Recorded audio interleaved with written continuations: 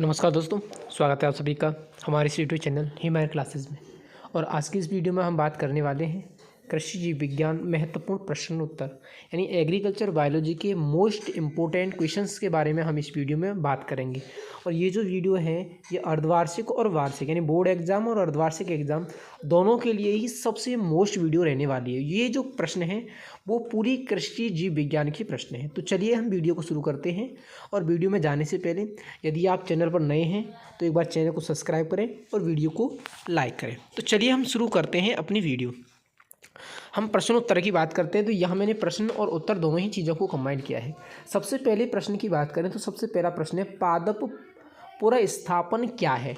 पादप पुनर्स्थापन क्या है। अब देखो पादप पुनर्स्थापन क्या है। किसी पादप प्रजाति को ऐसे स्थान पर जाकर उगाना जहाँ पहले से वह प्रजाति नहीं पाई जाती है, पादप पुनर्स्थापन कहलाता है। यानी कहने का मतलब ये है कि ऐसे स्थान पर पौधे उगाना जहाँ पहले से वे पौधे नहीं उगाए जाते या पहले से वे पौधे नहीं पाए जाते, तो उसको हम क्या कहते हैं, पादप पुनर्स्थापन कहते हैं। दूसरे प्रश्न की बात करें तो दूसरा प्रश्न है IARI का पूरा नाम है। IARI का पूरा नाम, तो दोस्तों IARI का पूरा नाम होता है भारतीय कृषि अनुसंधान संस्थान यानी इंडियन एग्रीकल्चर रिसर्च इंस्टीट्यूट। दो प्रश्न हो गए अपने। तीसरे प्रश्न की अगर हम बात करें तो तीसरा प्रश्न है ट्रांसजेनिक पादपों को उदाहरण सहित परिभाषित कीजिए। ट्रांसजेनिक पादपों को उदाहरण सहित परिभाषित कीजिए। अब ट्रांसजेनिक पादप क्या है। ऐसे पादप जिनमें लाभदायक जीनों का स्थानांतरण किया जाता है ट्रांसजेनिक पादप कहलाते हैं। यानी ऐसे पौधे जिनमें आनुवांशिक अभियांत्रिकी के द्वारा लाभदायक जीन प्रवेश कराए जाते हैं क्या कहलाते हैं, ट्रांसजेनिक पादप कहलाते हैं। एग्जाम्पल के तौर पर हम बात करें जैसे बीटी कपास है और फ्लेवर सेवर टमाटर हैं। आगे चौथे पॉइंट पर हम बात करें तो आनुवांशिक अभियांत्रिकी क्या है। आनुवांशिक अभियांत्रिकी क्या है, जिसको हम कह देते हैं इंजीनियरिंग। आनुवांशिक अभियांत्रिकी वह प्रक्रिया है जिसके द्वारा पादपों में लाभदायक जीनों का स्थानांतरण किया जाता है।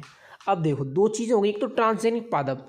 अब ट्रांसजेनिक पादप जो बनाने की क्रिया है वो क्या कहलाती है, आनुवांशिक अभियांत्रिकी कहलाती है। जैसे हम बात करें आनुवांशिक अभियांत्रिकी वह प्रक्रिया है जिसके द्वारा पादपों में लाभदायक जीनों का स्थानांतरण किया जाता है। यानी वह प्रक्रिया जिसके द्वारा पादपों में लाभदायक जीन प्रवेश कराए जाते हैं क्या कहलाती है, आनुवांशिक अभियांत्रिकी। और इस रूप से तैयार किए गए पौधे क्या कहलाते हैं, ट्रांसजेनिक पादप कहलाते हैं। तो ये अपने 4 प्रश्न हो गए। आगे हम चलते हैं 5वें प्रश्न पर। अगर आपको वीडियो पसंद आए तो एक बार कमेंट करके ज़रूर बताना। चलिए अगर हम 5वें पॉइंट की बात करें तो 5वां पॉइंट है पादप ऊतक संवर्धन क्या है। पादप ऊतक संवर्धन क्या है। तो पादप प्रजनन की वह विधि जिसमें किसी पादप की एक कोशिका द्वारा संपूर्ण पादप तैयार किया जा सकता है ऊतक संवर्धन कहलाती है। यानी नए पौधे तैयार करने की या पादप प्रजनन की वह विधि जिसमें किसी पादप की एक कोशिका से पूरा पौधा तैयार किया जाता है क्या कहलाती है, पादप ऊतक संवर्धन कहलाती है। इस विधि में एक पादप से लाखों नए पौधे तैयार किए जा सकते हैं। और इस विधि की खासियत क्या है कि इस विधि में हम एक पादप से लाखों नए पौधे तैयार कर सकते हैं। आगे हम बात करें 6वें पॉइंट की, तो अपना 6वां पॉइंट है कीटों के शरीर की कोई 4 विशेषताएं लिखिए। ये प्रश्न आपको कीटों में भी पूछा जाएगा। जब कोई कीट पूछेगा तो उसके शरीर की विशेषताएं पूछेगा, तो वहाँ पर भी ये आपको मिलेगा और ये आपको कॉमन ही लिखना है सभी जगह। जैसे कीटों के शरीर की 4 विशेषताओं की बात करें तो पहली विशेषता है कि इनका शरीर 3 भागों सिर, वक्ष व उदर में बटा हुआ होता है। जितने भी कीट होते हैं उनका शरीर 3 भागों में बटा होता है, सिर, वक्ष और उदर। दूसरा, इनके शरीर पर काइटिन का बाह्य आवरण पाया जाता है। यानी जो कीट होते हैं इनका शरीर काइटिन नामक बाह्य आवरण के द्वारा ढका हुआ रहता है। तीसरा, इनका शरीर 20 खंडों में विभाजित होता है। यानी इनका जो शरीर है वो 20 खंडों में विभाजित होता है। चौथा, इनमें उत्सर्जन मेलपीगी नलिकाओं के द्वारा होता है। यानी कीटों की 4 मुख्य विशेषता हो गई। पहला, इनका शरीर 3 भागों सिर, वक्ष और उदर में बटा हुआ होता है। दूसरा, इनके शरीर पर काइटिन का आवरण पाया जाता है। तीसरा, इनका शरीर 20 खंडों में विभाजित होता है।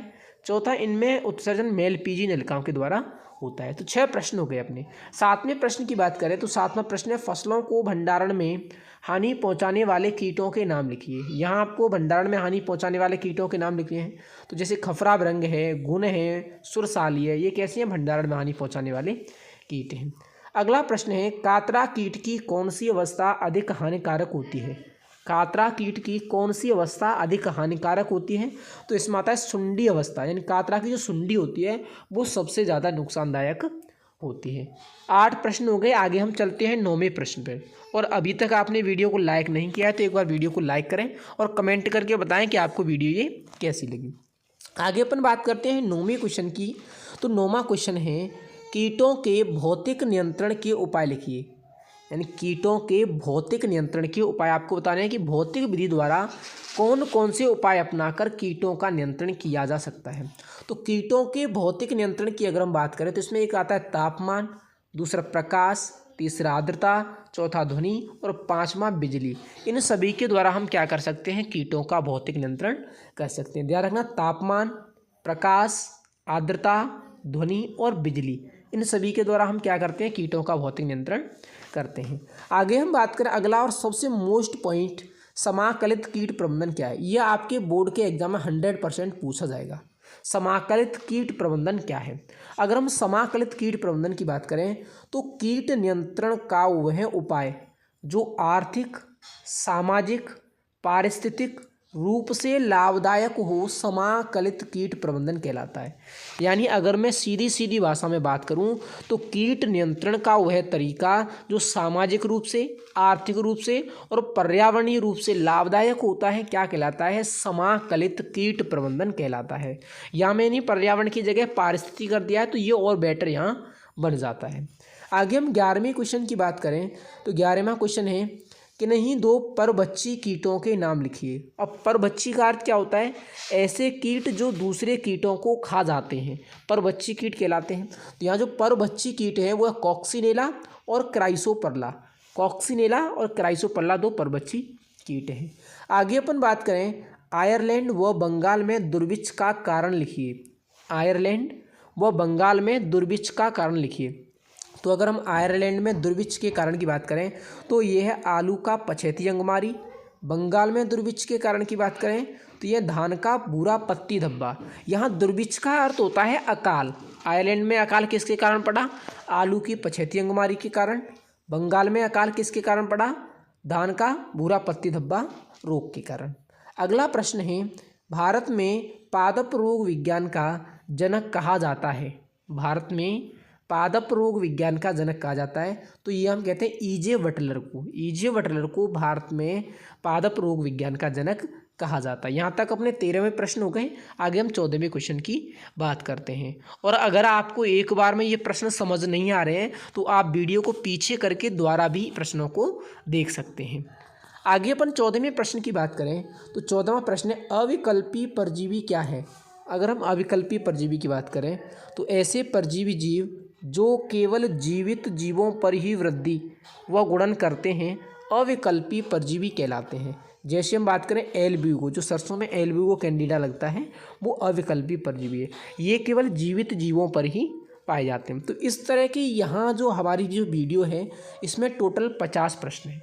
मैं सारे प्रश्न आपको यहाँ हल नहीं कराऊंगा। अगर आप पूरे 50 प्रश्न लेना चाहते हैं तो कमेंट करके हमें बताएं, और या हमारा जो व्हाट्सएप नंबर दे रखा है उस पर मैसेज करें, या डिस्क्रिप्शन में इसकी लिंक दे रखी है वहाँ से आप डाउनलोड कर लें। Thank you.